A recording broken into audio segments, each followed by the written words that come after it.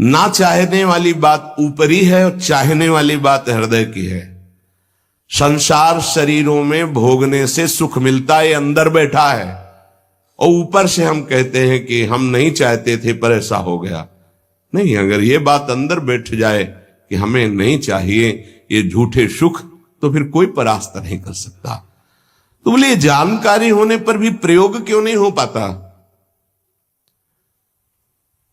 वस्तु, व्यक्ति, क्रिया, स्थान, इससे जो हम सुख चाहते हैं उसे काम कहते हैं। किसी शरीर से, किसी वस्तु से, किसी पद से। इस काम में शब्द तो एक है पर इसके दोष अनंत हैं। शब्द है काम, और अनंत पापाचरण कराने की इसमें सामर्थ्य है। काम में इसमें अनंत विकार भरे हुए हैं। जब तक मनुष्य के भीतर ये बात बनी रहती है कि शरीर भोग से, वस्तु भोग से, पद भोग से हम सुखी हो जाएंगे, तो ये काम पाप ही कराता रहता है। निर्दोष, निर्विकार, निष्पाप होने के लिए इस काम का मर्दन करना आवश्यक है। सहने से ये नष्ट हो जाते हैं। शास्त्र निषिद्ध कर्म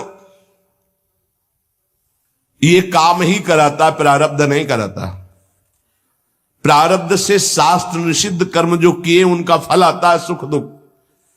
अगर शास्त्र प्रतिपादित है तो सुख आएगा, शास्त्र विरुद्ध है तो दुख आएगा। लेकिन ये जो हमसे पाप करा रहा है, कोई प्रारब्ध नहीं करा रहा, कोई काल नहीं करा रहा, कोई ईश्वर नहीं करा रहा। काले कर्म ईश्वरे मिथ्या दोष लगाए, ये हमारी चाहत करा रही, अंदर बैठी है। शरीर के भोगों से सुख मिलता है, ये अंदर घुस के बैठ गया है और यही हमसे पाप करा रहा है। तो जब जानकारी हो गई तो फिर पाप क्यों हो रहे हैं?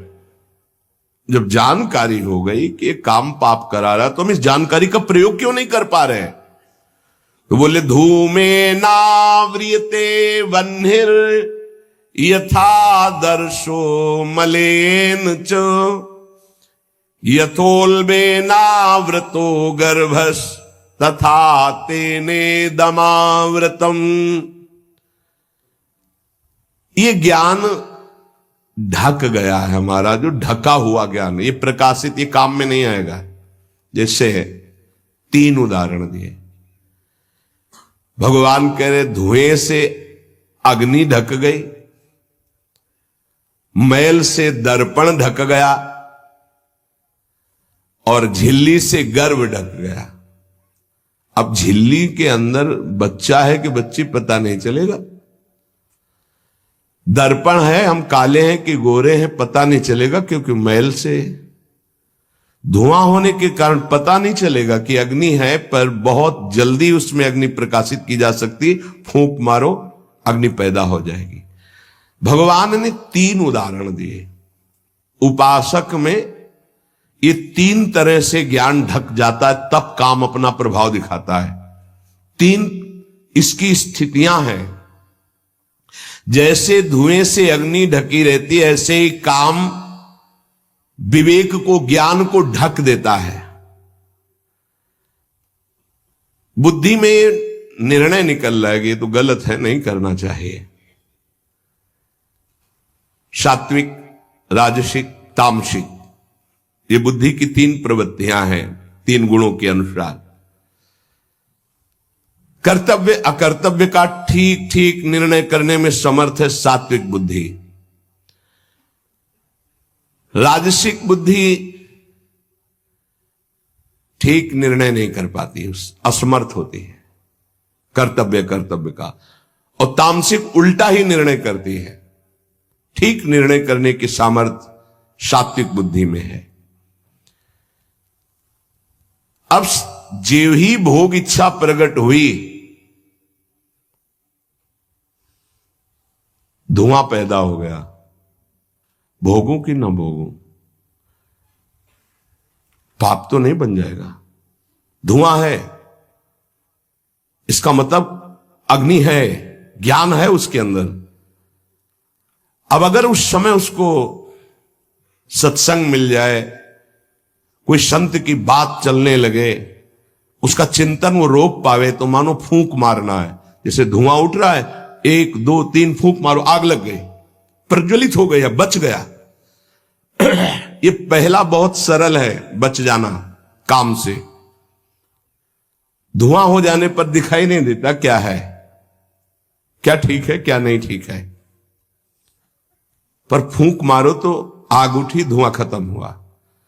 ये ज्ञान हो रहा है, बीच बीच में जलन हो रही कि भोगूं कि ना भोगूं, अच्छा है कि नहीं अच्छा है, कहीं पाप तो नहीं हो जाएगा, कहीं गलती तो नहीं हो जाएगी, पर वो धुआं है, नहीं भोग लेते हैं, अवसर मिला है, समय मिला है, भोग ले। ये उस समय उसको चाहिए, तत्काल कोई सहयोगी चाहिए विवेक का। परमार्थिक मार्ग में धुआं पैदा कर देगी। साधक अगर सावधान हुआ तो तत्काल प्रयासरत हो जाता है इस धुएं को हटाने के लिए। फूंक मारने का मतलब कीर्तन शुरू हो गया, वो सत्संग शुरू हो गया, किसी संत के पास तत्काल बैठ गया, उसकी वाणी सुनने लगा, वो धुआं खत्म हुआ। फूंक लगी, आग जली, धुआं खत्म, ठीक निर्णय होगा। नहीं नहीं, ऐसा नहीं करना। उत्पत्ति विनाशशील जड़ वस्तुओं में प्रियता, महत्ता, सुंदरता, सुखद रूपता, ये काम पहले पैदा करता है। ये सत्य है, इसमें सुख मिलेगा, इसमें बहुत सुख मिलेगा। अब ये धुआं बढ़ता चला जा रहा है, कैसे सुख मिलेगा? लाखों लोग भोग रहे हैं, कैसे सुख? कैसे तुम मुझे बावरा बना सकते हो? नहीं नहीं, गलत है। ये है धुआं को हटाना, फूंकना। अरे अन्य शरीरों की अपेक्षा है मनुष्य शरीर सर्वश्रेष्ठ है, इसमें विवेक है। हम कैसे ऐसा पशुवत आचरण कर सकते? नहीं, अरे मन नहीं, तेरी सलाह नहीं। अब वो फूंक रहा है, आग पैदा कर रहा है, ज्ञानाग्नि पैदा कर रहा है। पर बहुत प्रवीण साधक नहीं, उससे प्रवीण मन है, वो सुख को सुख मानकर भोगने की लालसा प्रबल होने के कारण वो धुआं नहीं हटा पा रहा, वो उसी में और राग कर रहा है। प्रथम अवस्था में हटा लिया तो हटा लिया, नहीं दूसरी अवस्था में बहुत ही भयानक स्थिति हो जाएगी। ये अवस्था बदलने में देर नहीं लगती, कहने में देर लगी। दूसरी अवस्था हो जाती दर्पण में ढका हुआ मैल। उसमें तो फूंक केवल मारनी थी कि आग प्रज्वलित हो गई, क्योंकि तैयार एकदम ज्ञान है, पर धुआं जैसा ढक गया, काम ने ढक दिया। जब दूसरी स्थिति आई उसी उपासक की कि इसका प्रायश्चित भी तो हो सकता है, अब वो मल लग गया। जैसे दर्पण में गाढ़ा मल पोत दिया जाए तो बिल्कुल दिखाई नहीं देगा कि हमारा रूप कैसा है। अब बिल्कुल विचार शून्य होता चला जा रहा है। यथा दर्शो मलेन च, जैसे मैल से ढक जाने पर शीशा, दर्पण, वो दिखना एकदम बंद हो गया। उसमें तो दिख रहा था, धुआं है, आग है, मतलब विवेक काम कर रहा था। थोड़ा फूकने की जरूरत थी, ज्ञान के प्रज्वलित करने की जरूरत थी, पर वो उधर ना की तरफ वृत्ति न ला करके हां की तरफ वृत्ति ले आया तो दूसरी सीन पैदा हो गई स्थिति। जैसे दर्पण में मल ऐसे लगा दो तो बिल्कुल नहीं दिखेगा, और वो बिल्कुल निर्णय नहीं कर पा रहा। सतोगुण में निर्णय करने की क्षमता होती है, रजोगुण में निर्णय करने की क्षमता खत्म हो जाती है, और निश्चित हो जाता है कि भोग में सुख है। ऐसी कामना का वेग बढ़ा तो ये भूल गया कि मैं साधक हूं, मेरा कर्तव्य क्या है, मैं अकर्तव्य करने जा रहा हूं, ये भूल गया। क्योंकि जैसे दर्पण में ढक गया तो भूल गया। दर्पण में दिखाई देता मैं कौन हूं, तो ज्ञान रूपी दर्पण ढक गया काम से, अब ये उसकी सोच ही खत्म हो गई। अंतःकरण में इतना महत्व पैदा हो गया कि विकलता हो गई उसके अंदर। अब यही उसके पतन का कारण बन गया। इतना महत्व बढ़ गया कि निर्णय करने की क्षमता खत्म हो रही है कि मैं एक साधक हूं, मैं उपासक हूं, पापाचरण नहीं करना चाहिए। ये किसी का भी हो सकता है। पहली दशा बहुत जल्दी हटा जा सकता है, फूंक मारी हट गया, आग पैदा हुई ज्ञान की, नहीं नहीं। दूसरी दशा गुंजाइश है थोड़ी, उसको ऐसे पोंछना पड़ेगा, समय लगेगा, पोंछना पड़ेगा, तब दिखाई दे। नहीं नहीं, तो दूसरे में संभलना रजोगुण, ये ठीक है, ये नहीं ठीक है, क्षमता खत्म हो चुकी। पहले में क्षमता थी, दूसरे में क्षमता खत्म हो गई। तीसरा यथोल बेना व्रतो गर्भा, तीसरा तमोगुण, वो विपरीत ही दिशा की तरफ ले जाएगा। क्षमता की तो बात जाने दो, वो सारी सामर्थ्य विपरीत है, जो होगा देखा जाएगा, चलो, वो विपरीत दिशा की तरफ ले जाएगा।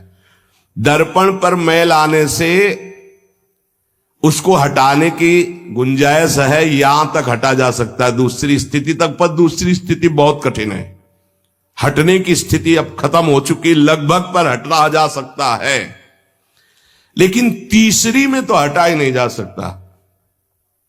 जैसे झिल्ली से ढके गर्भ का ये पता ही नहीं है कि बच्चा है कि बच्ची है, ऐसे तृतीय अवस्था में ये पता ही नहीं रहता मैं गलत कर रहा हूं या गलत करने जा रहा हूं। विवेक ही काम नहीं करता, वो उसे सुख और अपना जीवन मान लेता है।